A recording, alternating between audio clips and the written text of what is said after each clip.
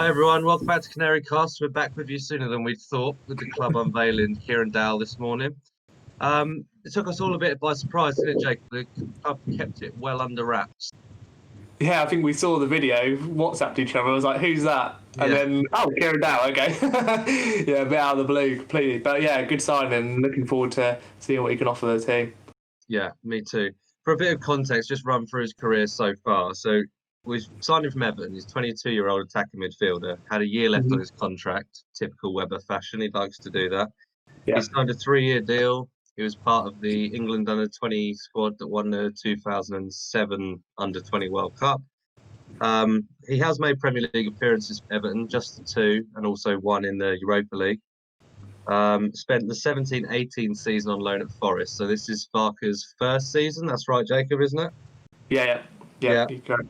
So 38 league appearances there, 9 goals, 4 assists, decent return for a loanee. Then spent 18-19 at Sheffield United, 16 league appearances, 2 goals, 1 assist. That's obviously their promotion year, same as us. 19-20, half of it spent at Derby, half at Wigan. 10 league appearances for Derby, just the 1 assist. And then 12 appearances for Wigan, 5 goals, 2 assists. So that's a total championship appearances, 76 appearances, 18 goals. So despite being 22, Jacob, this lad has actually got a lot of experience at the championship level. Yeah, and the positive is, I think that every Norwich fan will be looking forward to listening to this. This guy flourishes in a team that dominates the ball and plays good football.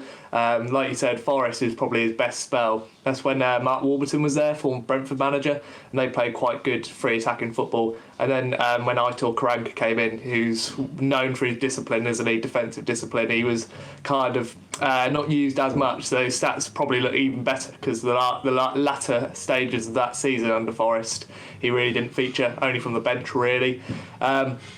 Struggled since for consistency, like you say. Went to Sheffield United, was again a bit part player.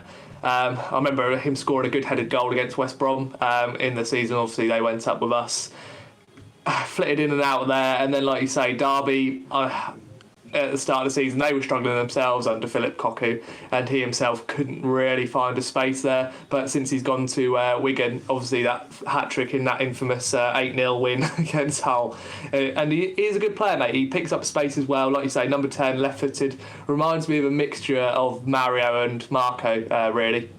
Oh, that was my initial reaction as well. He seems like he plays in sort of Steepman's position, but he'll take a set piece as well. So perhaps we're looking at a replacement for either of those. What do you think? No, definitely. He doesn't have pace, so he's not going to be a winger. So anyone who thinks this is a Todd Cantwell replacement for a wing, that's not correct, unfortunately. Well, actually, fortunately for us. For me, I can't see him in the number 2, like where Mario plays with the defensive midfielder. I'd be very, very surprised if he's there. For me, it's that number 10 position. He's a younger, more sprightly, whilst not quick, Marco Steepman, who has got good technical ability. For me, I'm still questioning his physicality. I know he's used to the Championship, and that's a really good trait to have. I think we've been called out for that, haven't we? Some players who can hit the ground running quicker than the others, which hopefully he will. But I'm not too sure about his physicality, but he will definitely improve under Daniel Farke. Are you expecting to see him in the starting 11 ahead of Marco Steepman if Steeps is still around at the end of the window? Yeah, no, I do. I think he's here to play.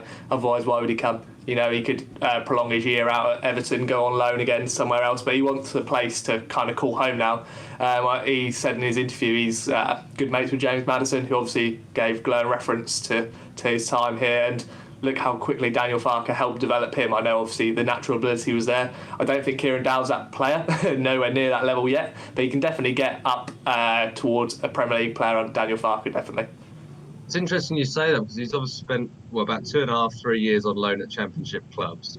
Everton have seen our offer and been like, well, I imagine they've been like, well, I don't think he's ready to impact on a Premier League squad, so we'll ship him out. But I suppose Stuart Webber and Daniel Farke are looking for him to not only progress the team in terms of the Championship, but if and when we do get back up into the Premier League, he's going to have to. Surely the plan is for him to be good enough to contribute there as well. Well, you think as well, English, 22, the perfect age, the perfect nationality, to be honest, for a transfer. If he improves himself well enough, even if we weren't to go up to the Championship, the value we've paid for him is going to go up astronomically compared to what he is going to be.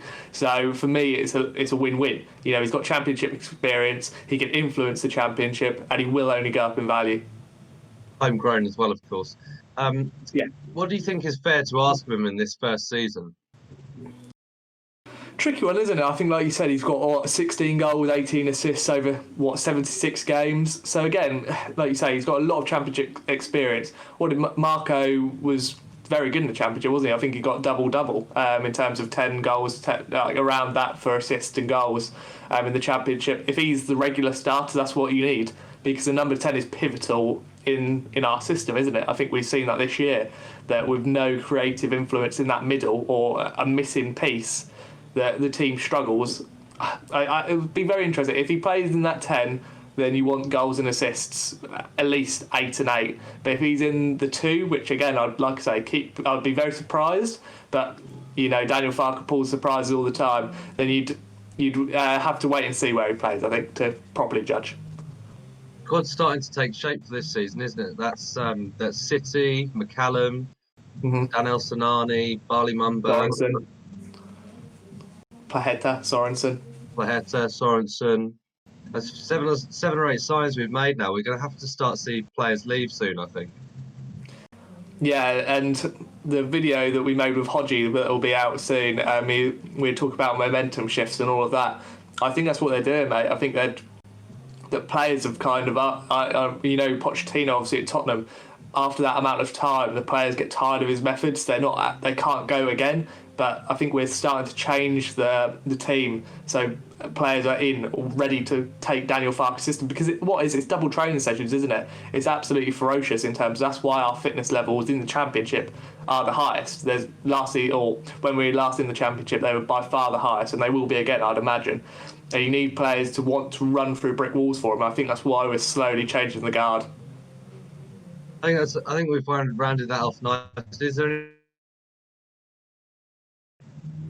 No, I'm just really looking forward to it. I think we will see player departures sooner rather than later, which is why we're getting our players in now. It's nice to see it nice and early, isn't it? I think that's what Weber does really well in terms of getting those players in, so they've got good pre-season to get used to Daniel Farke's way. I think this team is going to be exciting. It will take a little time to gel, but really looking forward to what the season offers. Yeah, just one more thing before we go. I've just thought of it. We are adding so many players. Do you think it will prolong how long it takes for us to get sort of our season up and running? Are you expecting a slow start while they gel? Well, look at when we were last in the Championship. Again, it took time, didn't it? Emi Buendia didn't start straight away. Max Aarons didn't start straight away. It was a completely different team. Like, remember James Husband at left back, for crying out loud. It was like, crikey, what are we doing here?